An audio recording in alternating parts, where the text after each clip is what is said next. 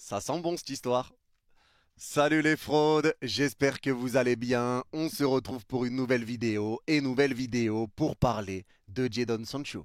De Jadon Sancho, mais de Jadon Sancho au Paris Saint-Germain, puisque je pense que vous avez vu la petite bombe qui est sortie aujourd'hui. Le PSG cible Jadon Sancho pour ce mercato d'été. Alors est-ce que son arrivée est une bonne chose? Est-ce que c'est une mauvaise chose? Est-ce que le PSG fait bien de se positionner sur lui? On va parler bien sûr du salaire, on va parler des choses qu'il a faites par le passé, on va parler de Manchester United là où ça se passe mal. On va revoir pas mal de choses sur Jadon, mais en tout cas, moi, je vous le dis, ce transfert me hype totalement. Je sais pas pour vous, mais moi, clairement, je suis totalement dans le train et j'espère que ça va se faire et je vais vous expliquer pourquoi et toutes les raisons dans cette vidéo. Avant que ça commence, bien sûr, merci à toutes les personnes qui prendront 2 secondes pour mettre le petit pouce bleu et le commentaire pour le référencement. Vous êtes les gouts.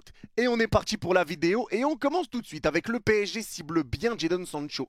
Le club a déjà formulé une offre contractuelle aux joueurs, les discussions sont avancées. L'ailier anglais est ouvert à l'idée de venir. Lucho apprécie le joueur et a bien aimé ses performances contre nous en LDC. Son profil et sa polyvalence sont tellement appréciés que la direction lui a proposé un très bon salaire pour l'attirer.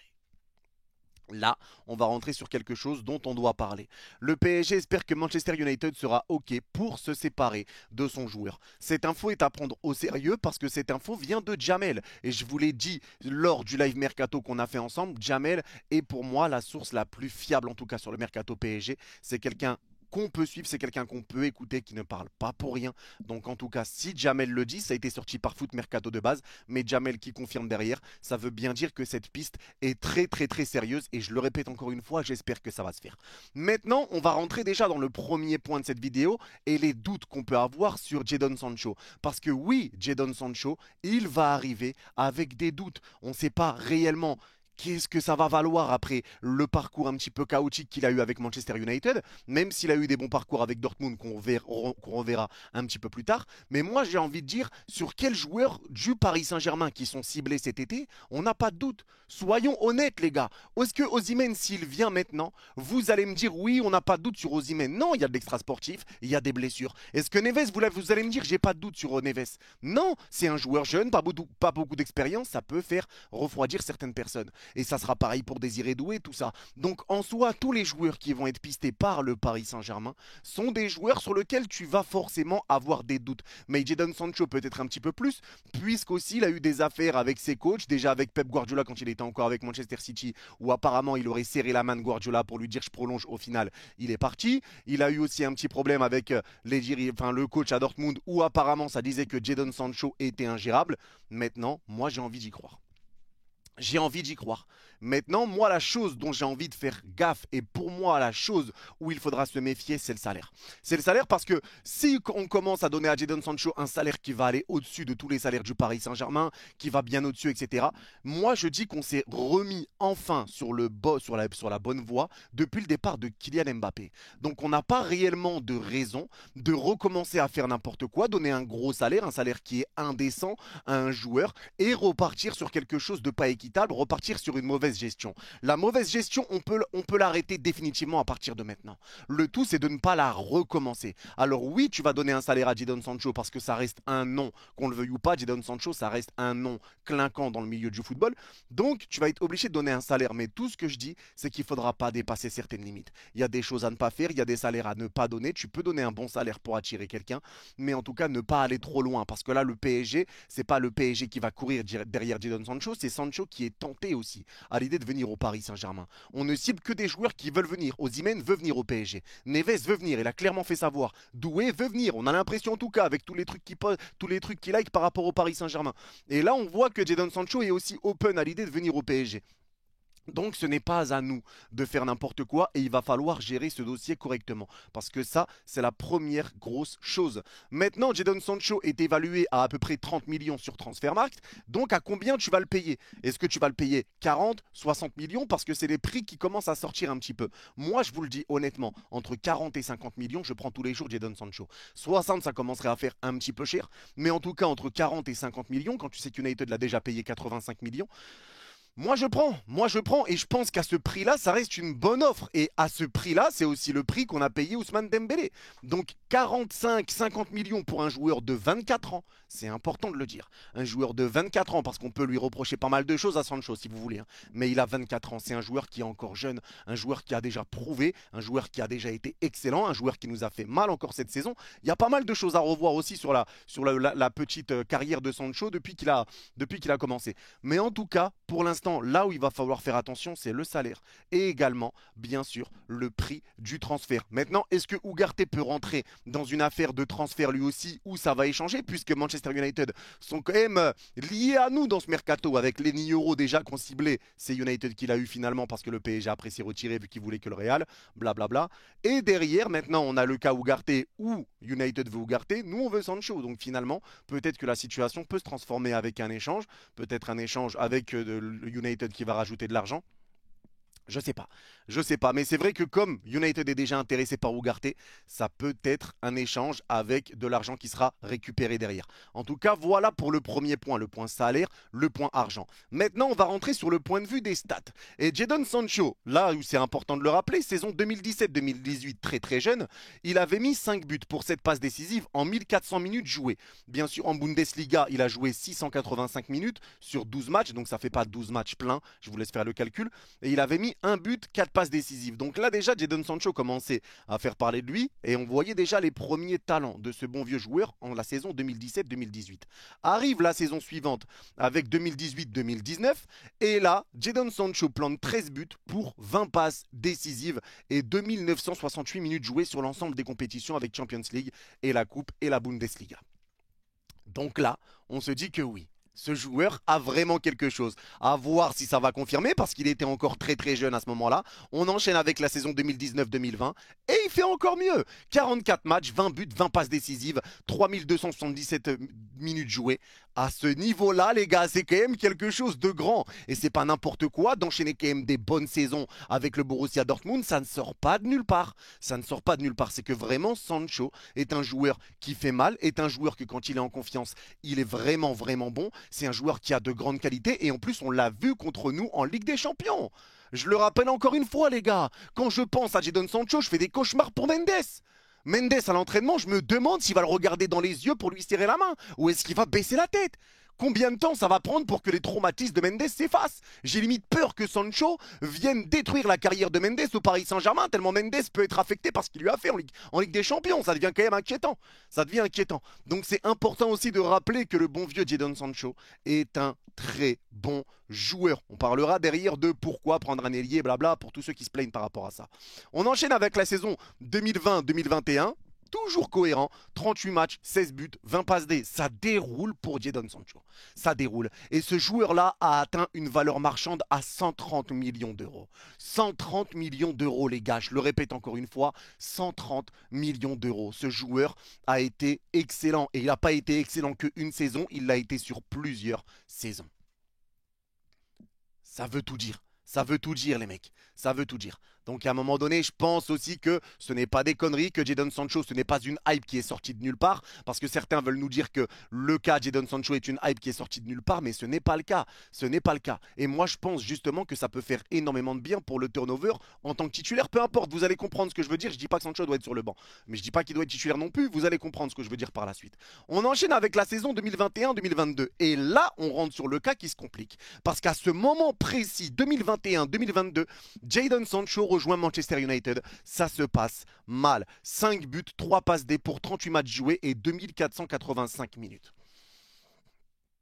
Alors, moi les gars, je vais répéter quelque chose que je répète beaucoup déjà et que je répète beaucoup pour Harry Maguire, joueur qui est beaucoup critiqué, joueur dont ça se moque énormément.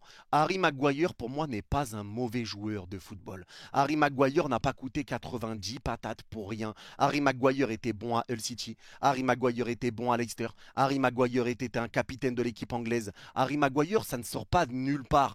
Quand il signe à Manchester United, Pep Guardiola disait lui-même en conférence de presse, on le voulait. On n'a pas réussi à s'aligner à l'offre de Manchester United, on ne pouvait pas, mais ils ont fait un gros coup. Mais on le voulait également. Donc c'est pas pour rien les gars, Maguire beaucoup le résume juste à un joueur claqué tout ça, mais c'est pas le cas parce que Maguire était dans une équipe de Manchester United qui était bancale. C'était le cas et ça beaucoup de personnes refusaient de le dire, refusaient de le reconnaître parce que pour eux le problème c'était Ronaldo, pour eux le problème c'était je ne sais quoi, mais si on compare les stats de Jadon Sancho avec 38 matchs joués, 5 buts, 3 passes D, ceux qui vont me dire ouais mais non c'est juste Sancho qui était nul, regardez celle de Rashford à la même saison, 32 matchs joués, 5 buts, 2 passes D pour 1600 minutes jouées. Donc à un moment donné, je veux bien qu'on critique le bon vieux Jadon Sancho, mais ce n'est pas tout, ce n'est pas tout. United a été dans une situation qui a été délicate, ça a été compliqué pour pas mal de joueurs, même Varane, c'était pas la folie, Ronaldo il mettait beaucoup de buts mais ça le critiquait quand même, c'était pas facile non plus. C'était pas facile non plus. Donc il y a eu une période qui était un petit peu délicate et ça enchaîne justement avec cette saison 2022-2023 où ça va un petit peu mieux mais c'est toujours pas fameux. 41 matchs, 7 buts, 3 passes D, 2433 minutes jouées, toujours avec Manchester United pour Jadon Sancho.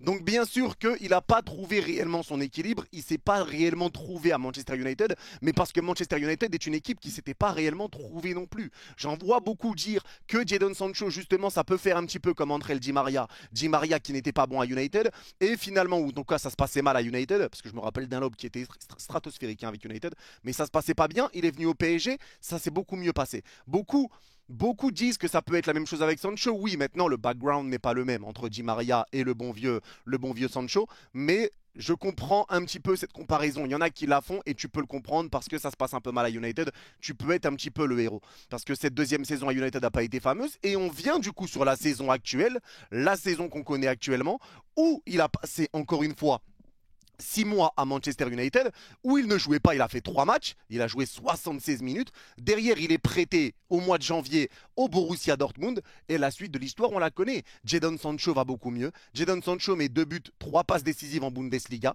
Jadon Sancho est bon en Ligue des Champions. Jadon Sancho contre le Paris Saint-Germain est le joueur qui a réussi le plus de dribbles en Ligue des Champions. Jadon Sancho nous a fait du mal, j'ai pas besoin de vous rappeler également ça. Mais en tout cas, Jadon Sancho fait une bonne deuxième partie de saison.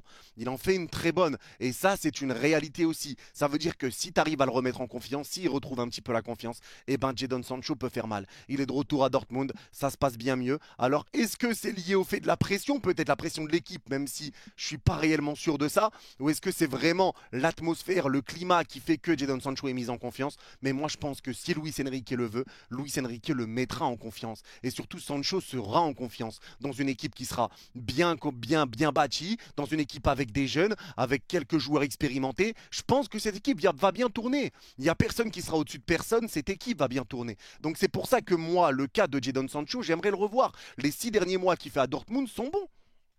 Ils sont bons. Et on rappelle les 2 matchs qu'il fait contre nous où il a été intenable. Il nous a fait vraiment du mal. Donc ce joueur-là est capable de beaucoup de bonnes choses. Et ça aussi, il ne faut pas oublier de le rappeler. C'est important. Parce que si on revient maintenant sur le détail des stats et des statistiques, bon là c'est un petit peu comme des notes FIFA les gars, c'est plus c'est haut, mieux c'est. Mais si on regarde ses statistiques de but, il est à 0,17 donc il a 25. Il est à 25 sur 99 ou sur 100, je sais pas si c'est sur 99 ou 100. Passe décisive, il est 31 sur 100, etc. Mais il ne faut pas oublier que ce qui est pris en compte, c'est les 365 derniers jours. Donc Jadon Sancho, forcément, a fait 6 mois à faire banquette avec Manchester United et là il est revenu. Derrière, il n'a pas beaucoup marqué non plus, mais en tout cas, dans le jeu, il a beaucoup percuté. C'est un joueur qui a pris pas mal de cartons jaunes, mais en tout cas, si on regarde les stats de progression, possession progressive, de passes progressives reçues, on voit que Jadon Sancho, c'est un joueur qui porte le ballon, qui le porte bien et qui le porte vers l'avant. C'est un joueur qui va vers l'avant, un joueur qui est bon, un joueur qui attire également sur le côté, parce qu'il peut jouer à gauche, il peut jouer à droite, il peut jouer dans l'axe, mais c'est un joueur qui aime provoquer, un joueur qui aime aller vers l'avant. Et ça, on le voit sur ses stats, mais on le voit sur une stat qui est très importante, déjà la stat des passes, mais la plus importante pour moi, ça va être la statistique forcément qui vient ici, la statistique de possession. Et quand on voit ces stats de possession qui sont toutes dans le vert pour la grande majorité, et ben on se dit que Luis Enrique, on peut comprendre pourquoi il est réellement intéressé par ce joueur. Parce que quand on voit les dribbles tentés, pour Jadon Sancho, c'est 98. Quand on voit les dribbles réussis, c'est 96. Et ce qui est pris en compte, les gars, c'est les milieux, attaquants et liés, hein, qui sont pris en compte pour juger le nombre de points que tu donnes à ce joueur. Je le précise au cas où certains ne le savent pas. Mais il a 98, 96 pourcentage de dribble réussi. Encore une fois, c'est juste énorme.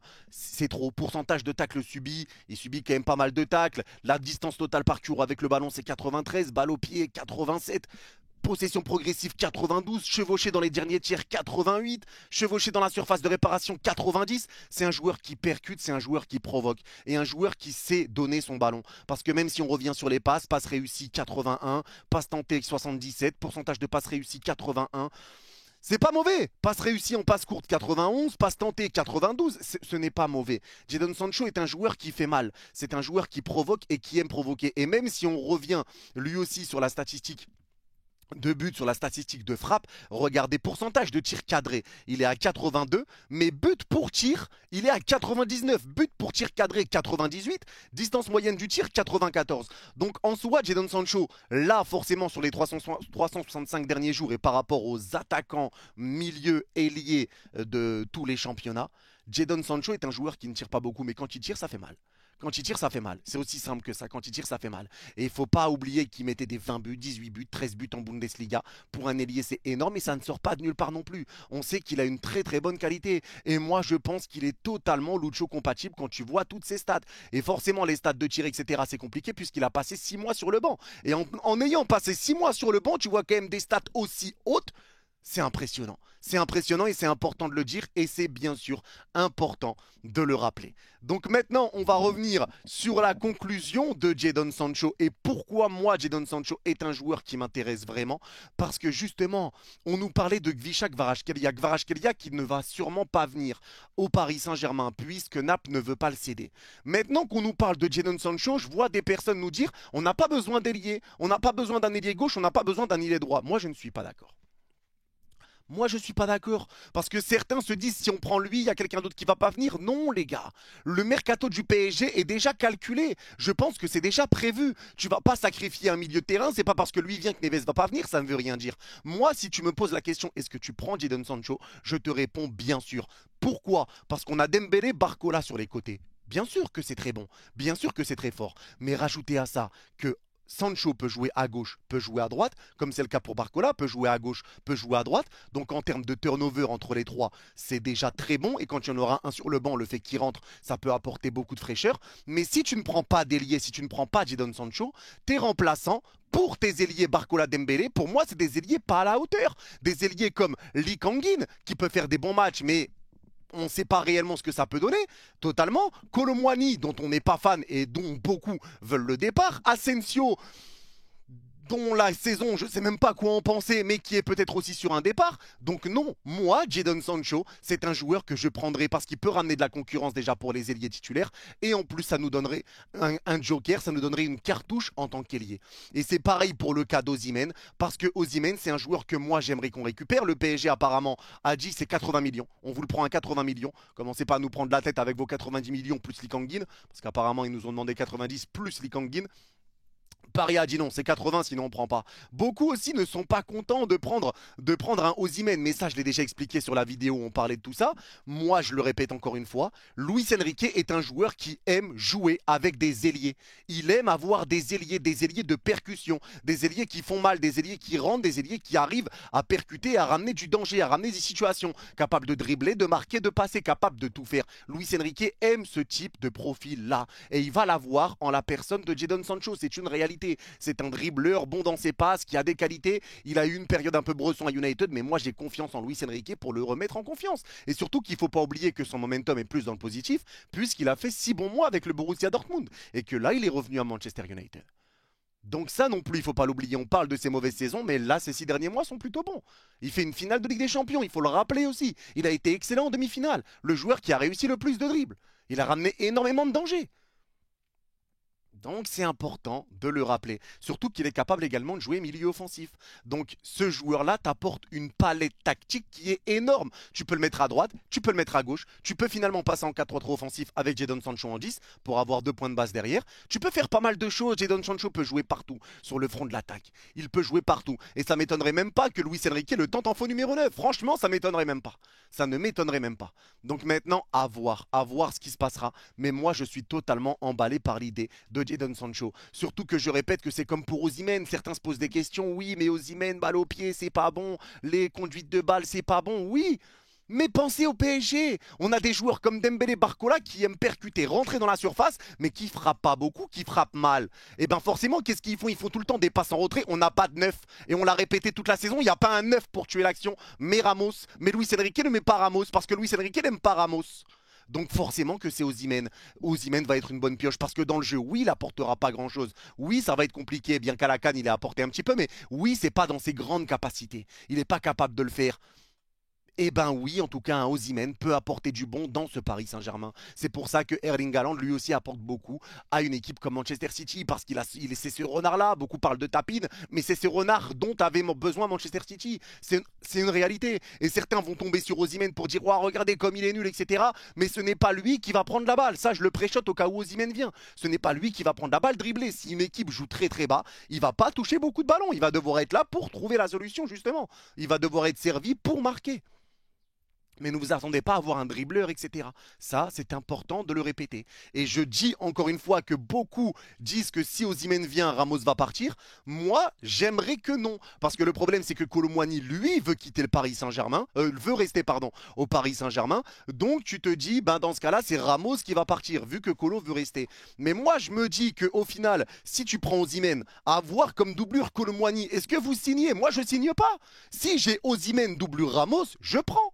Et dans ce cas-là, tu peux éventuellement garder Kolo Muani. Moi, je serais d'avis de garder les deux. Si Kolo Muani ne veut pas partir, faut garder les deux. Mais dans ce cas-là, il y a peut-être un Asensio à faire partir, puisqu'il y a des intérêts apparemment pour le bon vieux Asensio. Donc peut-être qu'Asensio va céder sa place. On ne sait pas ce qui peut se passer. Mais moi, je ne pense pas qu'une arrivée d'Osimhen, c'est un coup de guillotine pour Gonzalo Ramos. En gros, c'est ce que je veux dire. C'est que pour moi, l'arrivée d'un Osimhen ne fracture pas, ne veut pas dire que forcément Ramos ou Kolo vont partir. Je suis pas totalement d'accord avec ça. Beaucoup l'affirment, beaucoup le pensent, mais moi, je ne le pense pas. Je pense au contraire que si Osimhen vient, Ramos peut être considéré comme doublure. Et moi, si on fait une saison comme ça me va totalement. Avec un Dembélé à droite, avec un Barcola à gauche et avec Jadon Sancho qui rentre également dans ce turnover. On aurait quand même une sacrée équipe devant. Ça ferait vraiment beaucoup, beaucoup de bien. Et là, tu aurais vraiment une visibilité sur ce qui peut se passer, comment ça va jouer, comment ça peut se fonctionner. Donc moi je prends. Moi je prends totalement. En tout cas, Jadon Sancho, moi c'est une piste que je valide. Je rappelle qu'il n'a que 24 ans. C'est un joueur qui a prouvé. Il a eu une mauvaise période, c'est vrai. Il y a sûrement des doutes. Il y a des doutes à avoir sur Jadon Sancho, c'est vrai. Mais pour moi, c'est un risque qu'on peut prendre. C'est un risque à prendre. Et c'est un joueur qui peut faire beaucoup, beaucoup de bien. Je suis totalement dans le train. J'allais mettre une musique de samba pour l'intro. Je ne l'ai pas mis parce que je ne sais pas faire de montage atroce, 1 million d'abonnés, mais je ne sais pas faire un cut. C'est une réalité. Je voulais mettre une musique samba, danser, mais la Lune est en vacances. J'ai pas pu. Donc voilà, on attend que la Lune reviendra en vacances, de vacances. Mais en tout cas, voilà mon avis pour Jadon Sancho. Vraiment très sérieusement, c'est un joueur que j'aimerais venir voir au Paris Saint-Germain. Maintenant, il faudra faire attention. Il faudra faire attention à la confiance qu'on va lui donner. Et il faudra faire attention au salaire qu'on va lui donner surtout. Mais voilà, surtout, surtout, faire attention.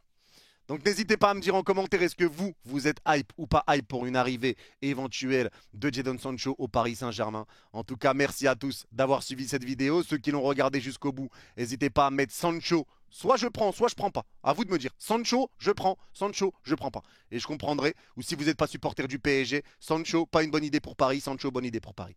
Merci à tous. Prenez soin de vous. Vous êtes les gars. On se revoit très vite.